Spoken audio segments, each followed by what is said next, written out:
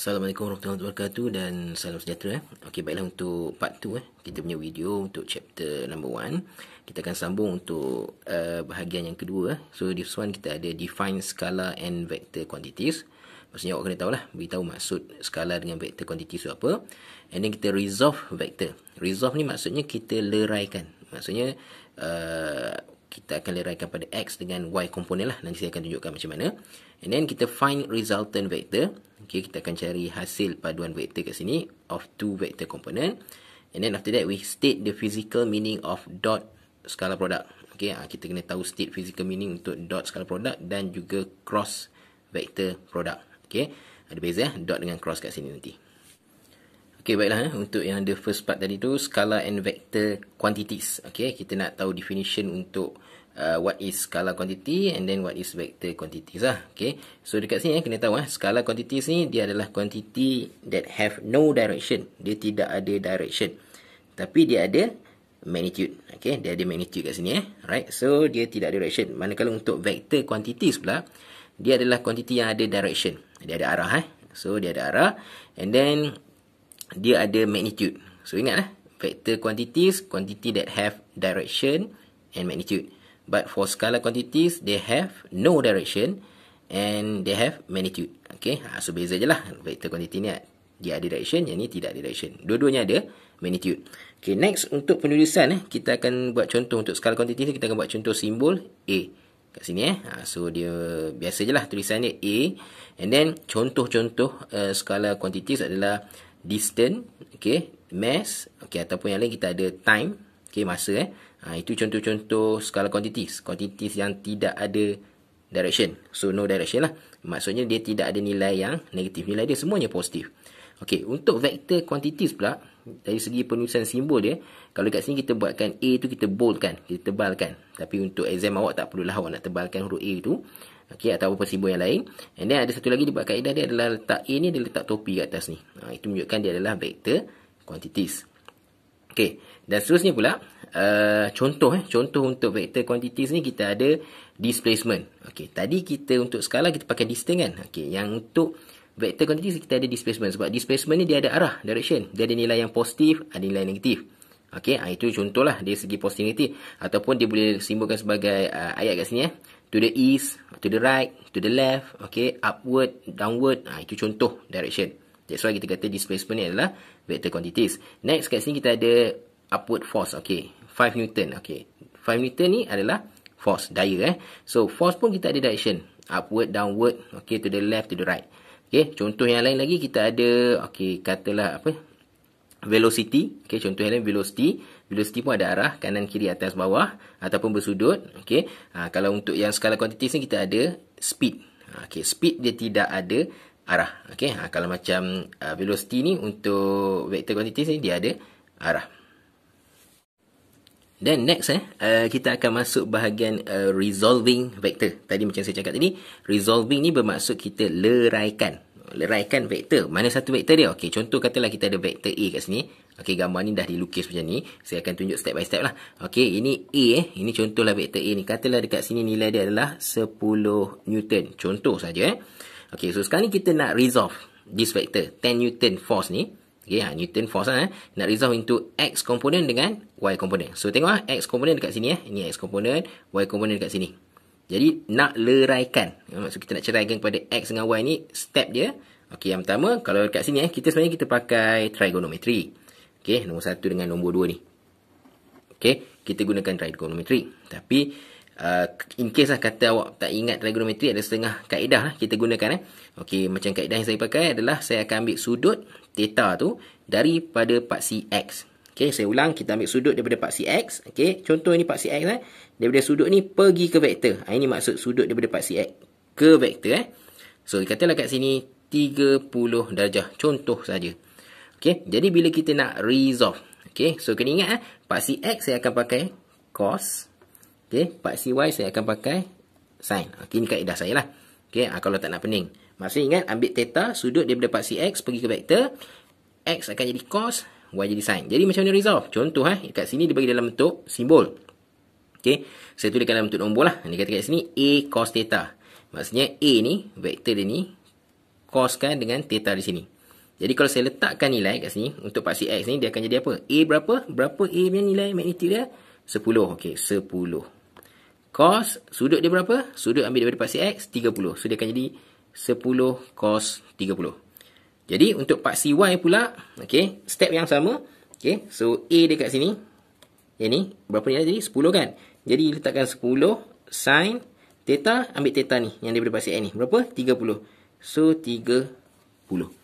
Okay, so that's why saya cakap tadi, paksi X pakai cos, paksi Y pakai sin. Tapi dengan syarat lah, awak ambil theta ni daripada paksi X pergi ke vektor. Ini contoh. Katalah soalan lain, dia katalah dia bagi kat sini 60 darjah. Dia tak bagi sudut kat sini berapa. Jadi tolaklah. Okay, ini sudut ni semua kan 90 darjah kan. 90 darjah, you tolak 60, dapat 30. Okay, step yang sama. Saya bagi satu kaedah lah kat sini. Okay, yang kedua pula perkara yang penting kat sini adalah, ingat bila kita resolve ni, paksi X ni, yang ni kita anggap dia ke kanan, yang ni dia ke atas tu. Dekat sini kita mesti ada ke sebelah kiri, ini ada ke sebelah bawah. So saya selalu ingatkan pelajar saya, kalau ke kanan positif, ke atas positif. Okey, ke kiri negatif, ke bawah negatif. Okey, kenapa positif, kenapa negatif? Sebab nanti kita ada pengiraan. Okey, pengiraan untuk dapatkan resultant vektor. Maksud saya resultant vektor ni macam ni. Contoh awak ada satu vektor kat sini. Okey, kita ada satu vektor dekat sini dan satu vektor kat sini. Contoh, soalan minta you calculate resultant vektor. Cerita dia, awak kena resolve yang ni, paksi X, paksi Y. Vektor yang ni, resolve paksi X, paksi Y. Dan vektor dekat sini, resolve paksi X dan paksi Y. Dan kita akan gabungkan semua paksi X punya vektor dengan paksi Y punya vektor. Jadi macam mana gabung? Kita ada rumus kat sini. Okey, contoh rumus kat sini untuk cari, ini untuk resultant lah. Resultant lah, maksudnya hasil tambah ke semua vektor yang kita ada, yang kita dah leraikan, yang kita dah resolve. Jadi dia akan jadi summation equal to, okay, square root of ax squared plus ay squared. Okay, dalam case macam ni, tadi kita dah resolve kan, x dengan y, kita ada satu vektor je lah, kita resolve. Kalau nak dapatkan balik nilai ni adalah, kita pakai nilai ax ni kuasa 2, ay ni kita kuasa 2, kita square root kan, kita akan dapat balik nilai a ni. Ini sebab satu vektor yang saya cakap tadi kita ada. Ini yang satu vektor, dua vektor, tiga vektor. Okey, saya akan tunjukkan step by step. Okey, sekejap lagi saya tunjuk slide yang lain. Okey, dan satu lagi perkara adalah kita juga boleh cari balik sudut dekat sini, sudut theta ni, dengan menggunakan rumus tangent theta AY bahagi dengan AX. AY dia yang mana? AY dekat sini. Okey, bahagi dengan AX dekat sini. Okey, ini contoh secara simbol. Okey, dan saya letakkan sikit nilai. Okey, sekejap lagi kita akan sambung yang untuk ada nilai punya. Okey, ini saya bagi satu contoh. Okey, katalah soalan ni minta awak untuk cari resultant. Okey, ini contoh sajalah. Okey, resultant vektor. Okey, so sekarang ni tadi saya beritahu, ingat ambil sudut daripada paksi X. Okey, contoh vektor ini vektor yang pertama 10 Newton, dah ada sudut daripada paksi X kan, 30 darjah. So kita akan tulis kat sini, kita leraikan pada X komponen, dia akan jadi 10 cos 30. Ingat, paksi X pakai cos, paksi Y dia akan pakai sin. So yang ini bila leraikan ke paksi Y, dia akan jadi 10 sin 30. Okey, so ke kanan positif, ke atas positif. Okey, kalau dia ke kiri negatif, ke bawah negatif lah. So tengok ni vektor yang kedua pula. Ini adalah vektor 12 Newton. Okey, saya akan resolvekan dia pada paksi X dengan paksi Y. Tapi sebelum tu, sudut dia bukan dekat paksi X pergi ke vektor. Okey, maksud paksi X pergi vektor, daripada paksi X ni pergi ke vektor sini. Bukan daripada paksi X sebelah sini. Awak pergi tarik pula vektor. Okey, salah. Okey, ingat, daripada paksi X pergi ke vektor adalah yang ni. Okey, sudut ni kita tak tahu. Macam mana nak tahu? Okey, kalau sini sudut 40 darjah, lebihan dekat sini berapa? Ingat, ini 90 darjah, tolak 40 darjah, you akan dapat 50 darjah. Contoh.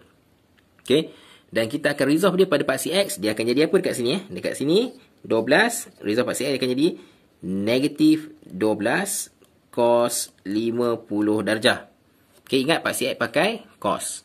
Dan kenapa negatif? Sebab dia resolve ni, bila resolve leraikan, dia jatuh ke paksi ni, dia pergi ke sebelah kiri. Okey, itu untuk paksi X.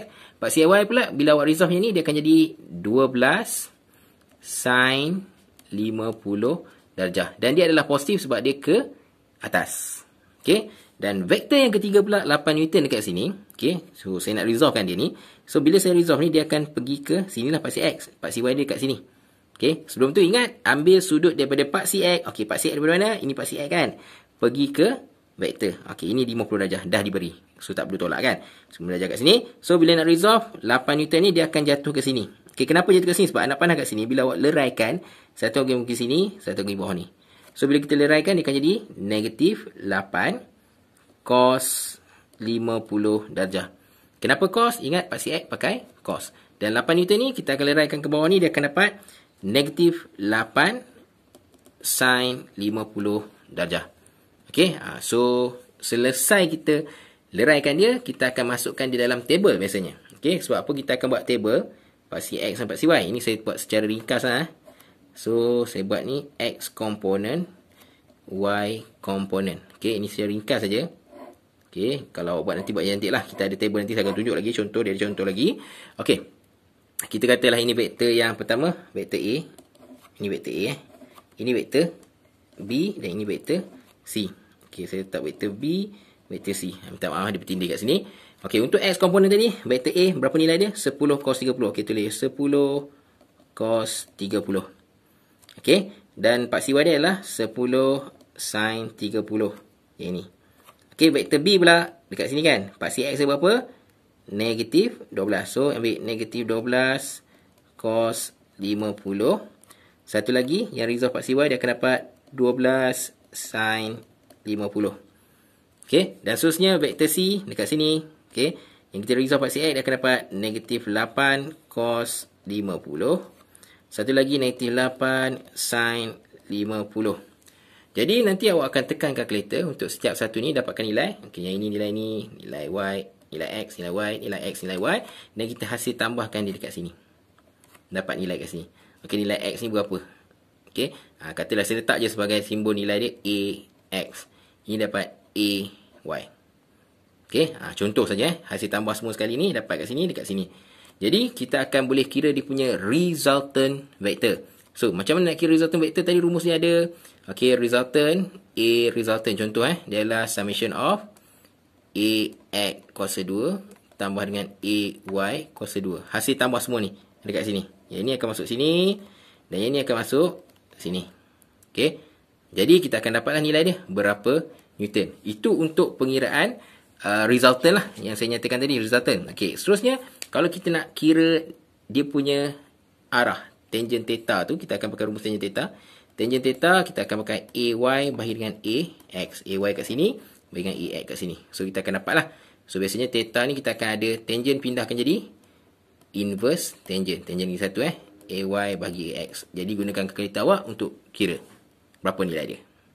Baiklah, so saya akan ulas jawapan untuk example ni. Kalau ikutkan kita ada solution kat sini dah jawapan dah. Jadi macam mana kita nak dapatkan jawapan dia? Okey, kalau tengok dekat soalan ni dia kata the magnitude of the four displacement. Ingat displacement tu adalah vector quantity. Vectors shown in the drawing A 60 meter, B 11 meter, C 12 meter and D 26 meter. So you kena label dulu kat mana A, B, C, D tu. Saya minta maaf lah tulisan agak kecil kat sini. So A dia berapa ini? Ini 16 kan? Okey, B dekat sini 11. Okey, C dekat sini 12 dan D dekat sini 26. Okey, semuanya dalam meter displacement Soalan minta determine the resultant vector. Okey, sudut dekat sini kita ada ini 50 darjah. Okey, saya besarkan kat sini Sudut dekat sini 50 darjah. Dekat sini adalah 35. Saya besarkan 35 darjah dan sini adalah 20 darjah. Okey, ini 20. Okey. Jadi, kalau you tengok balik nanti, tengok pada penyelesaian, pada lecture notes tu. Okay. So, kalau ikutkan kita nak resolve, okay, katalah vektor A ni, you resolve nanti dia akan jadi apa? Ingat, saya resolve ni ke paksi X. A ni ke paksi X. Okay, dia akan jadi kat sini berapa nilai dia? Negatif 16. Okay. Negatif 16, paksi X pakai cos. So, cos 20 darjah. Okay. Itu untuk paksi X. Nanti awak check balik vektor A tu. Okay, kenapa negatif? Sebab dia ke kiri. Dan bila awak buat kat paksi Y pula, dia positif kat sini kan? Dia akan jadi 16 sin 20. Dan satu lagi saya nak ingatkan, sudut tu sudut ni kita ambil daripada paksi X ni dah 20 darjah lah. Okay, itu yang A. Yang B pula, okay, B ni tak ada sudut. Macam mana nak resolve? Okay, B ni paling mudah sebenarnya. Kalau apa-apa vektor dia duduk atas paksi. Okay, ini dia duduk atas paksi Y. Kalau dia duduk kat paksi Y, paksi X dia akan jadi kosong. Ya, saya ulang balik. Kalau vektor tu dia duduk atas paksi Y, paksi X dia punya nilai akan jadi kosong. Kalau dia duduk dekat paksi X, Okey, paksi Y dia akan jadi nilai kosong. Jadi dalam kes ni, B ni tak perlu resolve dan nilai dia adalah 11, nilai positif sebab dia ke atas. Okey, itu untuk B. Untuk vektor C pula, okey, vektor C ni, okey, ni cara nak resolve C ni adalah, kalau ikutkan ini nilai dia 12 kan. So, dah ambil sudut daripada paksi X pergi ke vektor 35 darjah. So, bila resolve paksi X, dia akan dapat negatif 12 cos 35. Okey, negatif 12 cos 35 sebab apa cos? Sebab paksi X cos. Bila dia resolve pada paksi Y dekat sini, okey, dia akan jadi negatif juga sebab dia ke bawah. Negatif 12 sin 35 darjah. Okey, dan berikutnya untuk vektor D 26 ni, okey, bila you resolve pada paksi X, bila dia resolve ni, dia jatuh ke sini. Dia adalah positif. So, dia akan jadi 26 cos 50. Sudut pun kita dah ambil daripada paksi X pergi ke vektor. Kat sini akan jadi 26 cos 50 dan dekat sini akan jadi negatif 26 sin 50. Ingat paksi Y pakai sin dan bila ke bawah dia akan jadi negatif. That's why kita punya jawapan tu kalau tengok dalam solution tu, you boleh figure out nilai-nilai dia, kita dah bagi dah.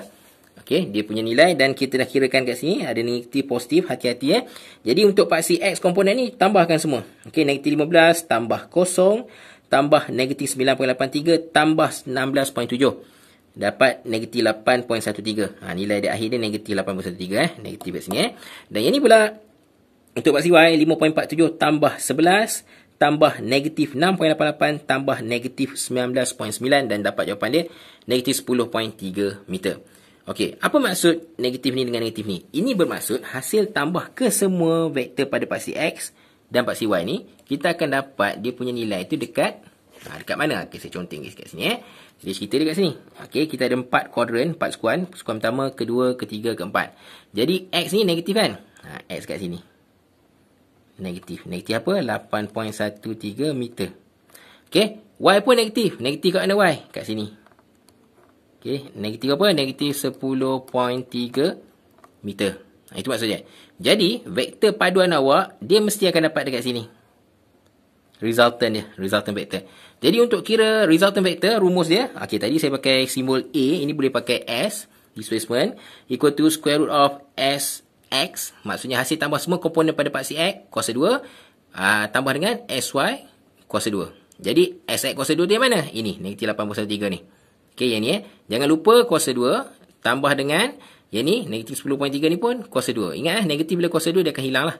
Dan bila kita square rootkan dapat jawapan dia 13.1. Ini adalah dia punya resultant.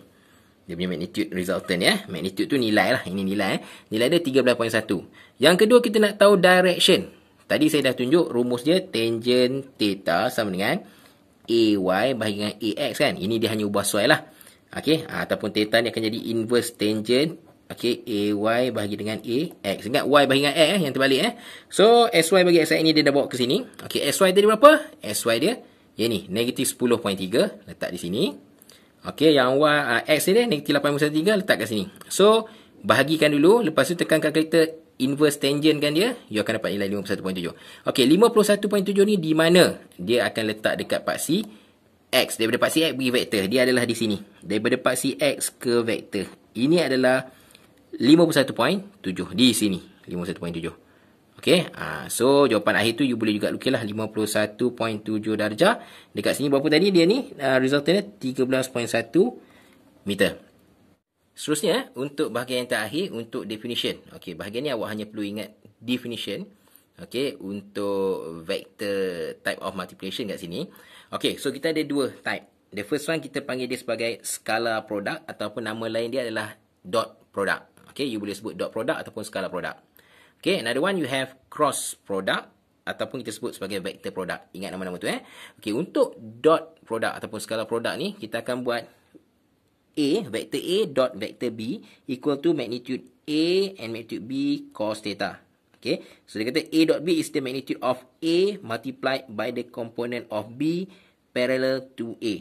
Okay, ini penjelasan dia lah. Okay, dekat sini untuk dot product. Okay, manakala untuk yang cross product, definition dia adalah, kita tengok kat sini, okay, dia kata A cross B, vector A cross vector B is equal to the magnitude of A multiplied by the component of B perpendicular to A. Okay, beza kat sini kalau kita tengok untuk dot product, kita gunakan istilah parallel. Dekat sini adalah kita pakai, untuk cross ataupun vector product ni kita pakai perpendicular. Dan untuk dot product, kita akan pakai cos Dan cross product ni ataupun vektor ni kita akan pakai sin. Jadi awak kena ingatlah definition untuk skala dot product ataupun satu lagi vektor cross product. Jangan tertukar. Okey, kalau dot pakai cos, kalau cross ni, cross ni pakai sin. Okey, dan ingat istilah parallel dengan perpendicular. Baik, itu saja untuk video kali ini. Kita akan jumpa untuk video yang kedua nanti. Okey, so itu saja. Sekian, terima kasih. Assalamualaikum.